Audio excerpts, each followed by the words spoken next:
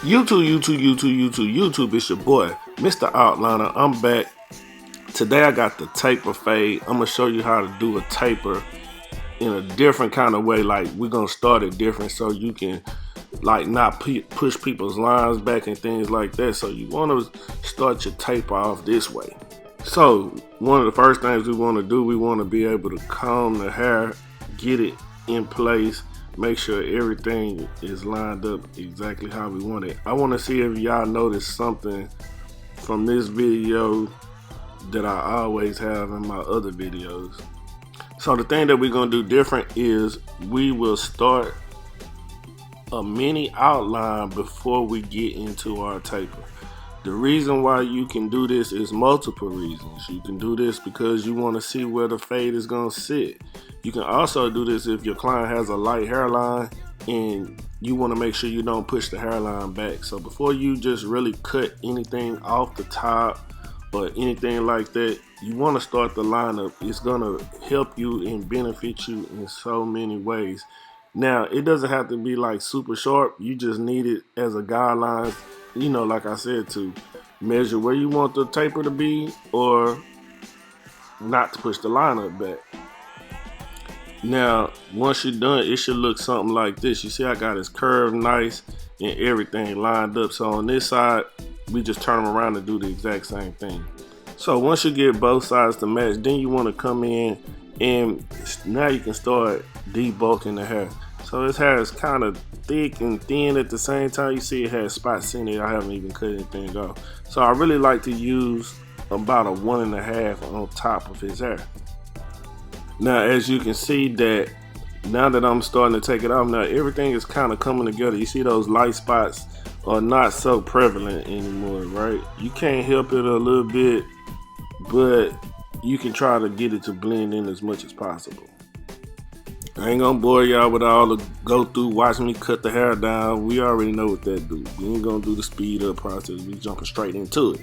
So once you get the hair down to the desired length, you see the haircut looks good because we did our pre-outline first. So now I wanna take my clipper, or you can use a trimmer and create my first guideline. I'm giving like a bald taper, but you know, like a temple taper, low bald taper, basically.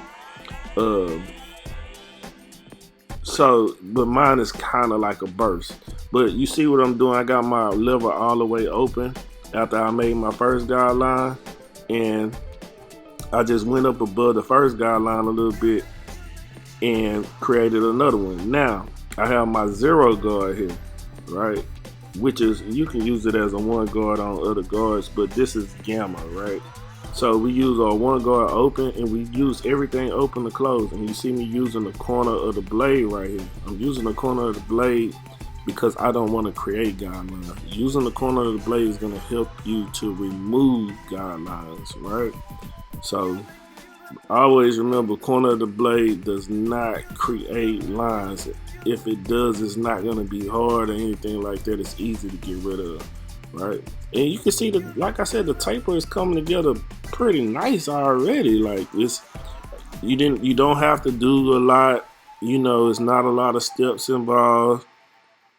A 1.5 at the top, and we start working our way to the bottom, you know. So now that I took the zero guard off, I'm back to no guard. I just have my lever open all the way, and I'm using the corner of the blades and working it. And y'all see the taper. I don't have to, like, you know, like, try to convince you this is it. You see me doing it in real time. So this is the benefit of starting your lineup first. I still able to see where his hairline is. I can see where I want to put his taper. It's a little bit higher than the temple, but still good. That's where I like it. On his head, every head is different. You're not gonna place the taper the same on everybody's haircut. It just everybody's head shape different.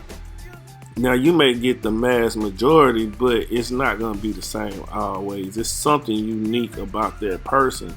So each cut is kind of tailored to the person. Don't think that you can take the exact same steps, but it might look a little different, and that's okay. So after you hit your foundation and taking the same steps, it's okay to get to that point, but just know it's gonna be a little different how the haircut looks. His temple taper might be a little higher than somebody else's temple taper, basically what I'm saying.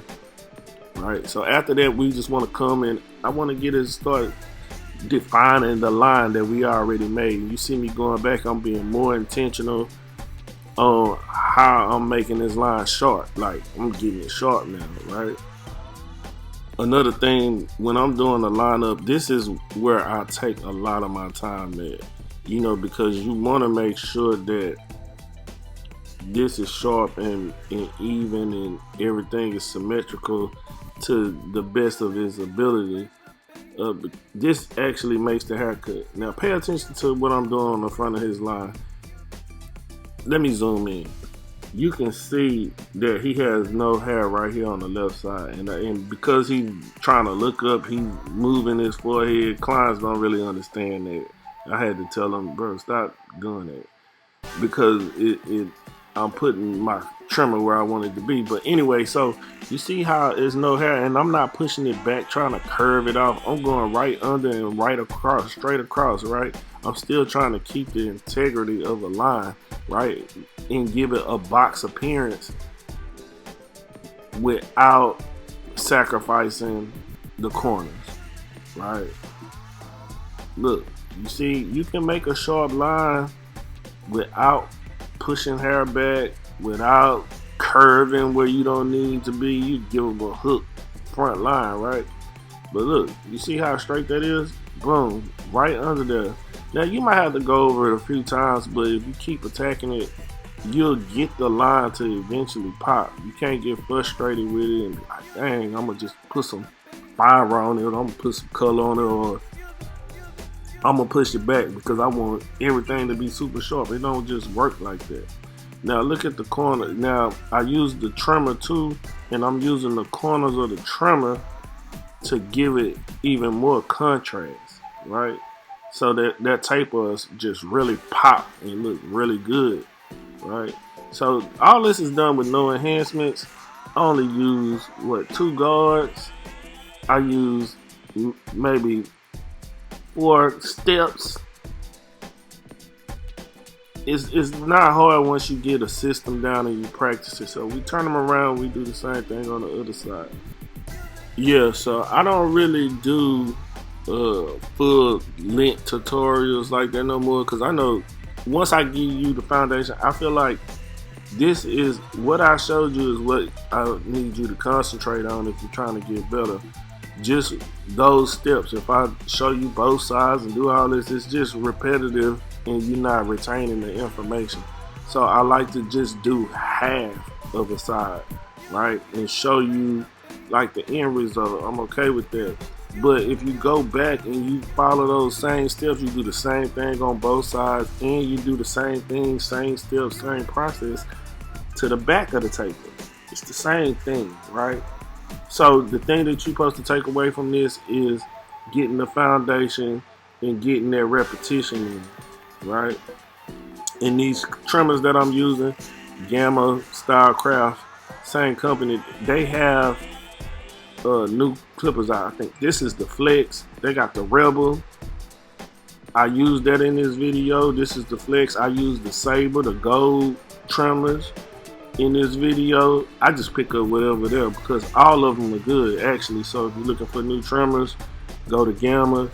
Use my code is Mr. Outliner with the dot, and you'll get some savings also. So look, the taper came out nice, right?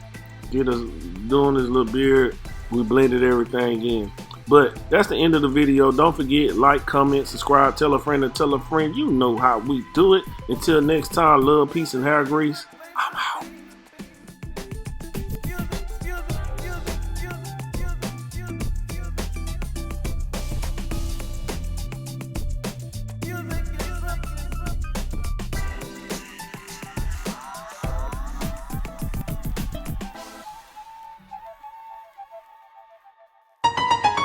It's another K-Town beat.